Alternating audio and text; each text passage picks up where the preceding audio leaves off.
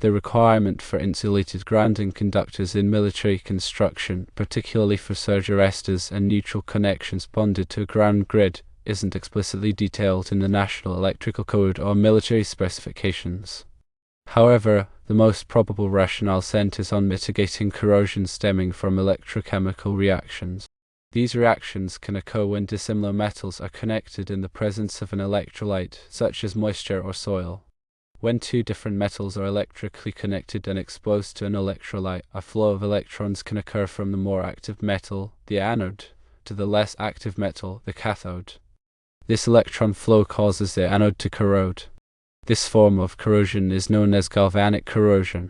In electrical grounding systems, different types of metals, such as copper and steel, are frequently used. Copper is commonly used for grounding conductors, while steel is often used for grounding rods, enclosures, and structural supports. If a bare copper grounding conductor comes into direct contact with a steel grounding rod or enclosure in a moist environment, a galvanic cell can form. The copper acts as the cathode, and the steel acts as the anode. The steel will then corrode. This corrosion can weaken the grounding connection, reducing its effectiveness and potentially compromising safety. Insulating the grounding conductor prevents direct electrical contact between the dissimilar metals, thereby interrupting the flow of electrons and preventing galvanic corrosion. By using an insulated conductor, the electrochemical reaction is minimized, extending the lifespan and reliability of the grounding system. In commercial and industrial settings, the principle of separate grounding systems for general power and lightning protection is often applied. This separation helps to isolate sensitive electronic equipment from the potentially damaging effects of lightning surges. Lightning strikes can introduce high-frequency currents into the grounding system, which can induce voltages in nearby circuits. By separating the grounding systems, these induced voltages are minimized, protecting sensitive equipment. The practice of using insulated grounding conductors in military construction aligns with this concept of separation and protection. The insulated conductor helps to isolate the surge arrestor grounding system from the general power grounding system, preventing the transfer of high-frequency currents and minimizing the risk of damage to sensitive equipment. The National Electrical Code, while not explicitly requiring insulated grounding conductors in this specific scenario, does provide guidance on minimizing corrosion in grounding systems. Section 250.168 addresses corrosion of grounding conductors and grounding electrodes. It states that grounding conductors and grounding electrodes shall be suitable for the soil conditions and shall be protected from physical damage and corrosion. This section implies that steps should be taken to prevent corrosion, even if it means using insulated conductors or other protective measures. Section 250.170 discusses bonding of electrode system. All grounding electrodes that are present at each building or structure served shall be bonded together to form the grounding electrode system. Where a service supplied building or structure is supplied by a feeder, the grounding electrode conductor shall be connected in the manner specified in 250.32 or B. While not explicitly addressing the use of insulated conductors for surge arresters, the section emphasizes the importance of a robust and reliable grounding system, which can be achieved through corrosion prevention measures. The 13,200/7620 volts to 480/277 volts delta/Y transformer configuration mentioned is a common setup in industrial and commercial power distribution systems. The delta-connected primary side provides a high level of reliability, as the system can continue to operate even if one phase is lost. The Y-connected secondary side provides a neutral point, which is necessary for supplying single-phase 277 volts loads such as lighting.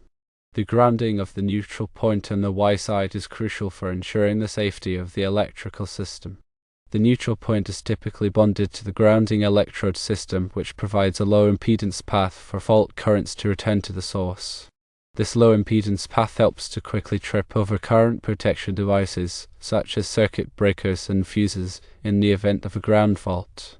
The ground grid mentioned in the question is a network of interconnected grounding conductors buried in the earth. The purpose of the ground grid is to provide a low-impedance grounding path over a wide area. This helps to minimize ground potential rise during fault conditions and to improve the overall safety of the electrical system.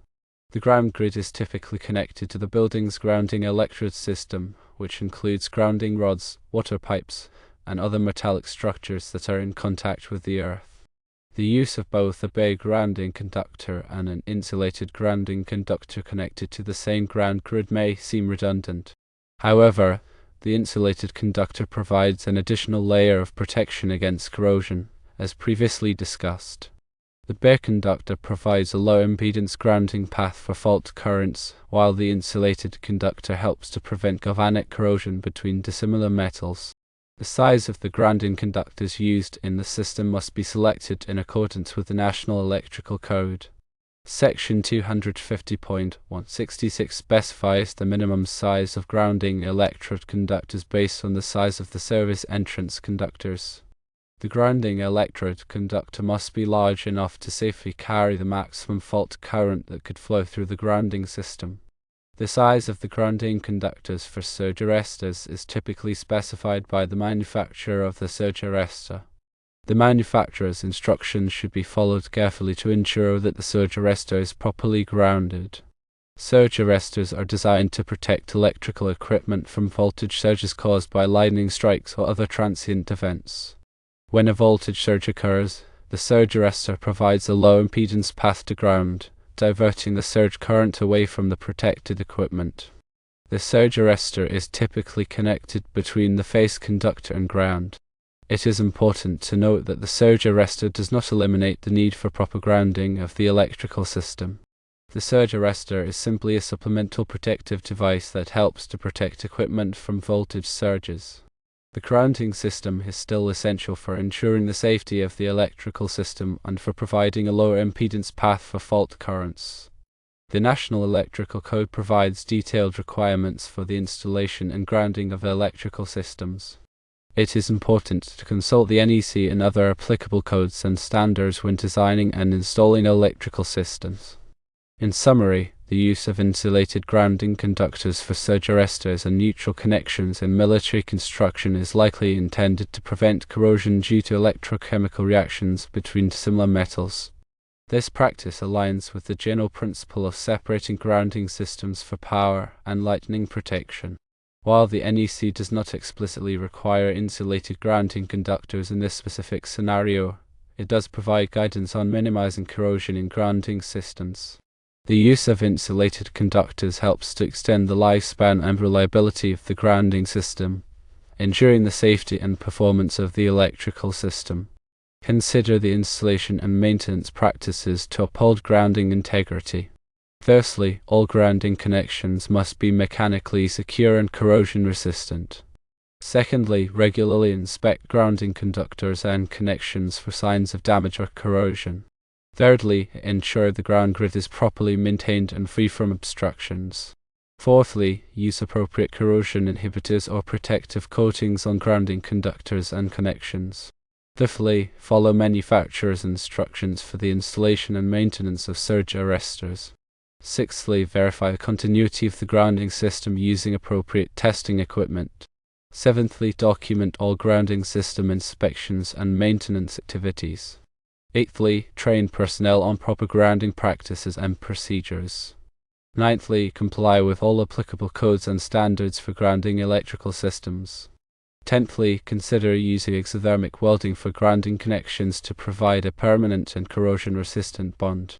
By implementing these practices, the integrity and effectiveness of the grounding system can be maintained, ensuring the safety and reliability of the electrical system.